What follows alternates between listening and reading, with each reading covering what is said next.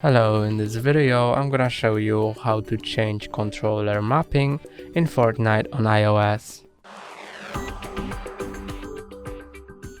Click on your profile in top right corner, then settings, then controller mapping, and now you can choose a binding preset, and if you want to change the mapping by hand, set it to custom.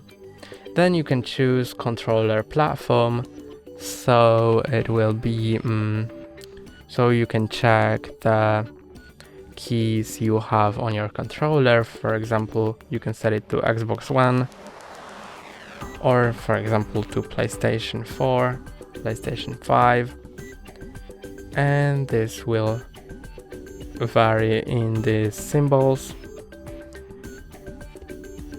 And to change the mapping, first I'm gonna set PlayStation 5, and now click on the action you want to change, for example target, and now press on any button on your controller that you want to assign to that action.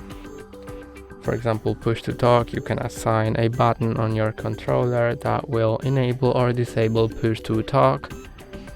And you can do the same in different modes: in general, in building, in edit, in emote, in miss, in riding, rocket racing, hover, flying, vehicle modes, gyro, LTM, abilities, patchwork, and Fall Guys.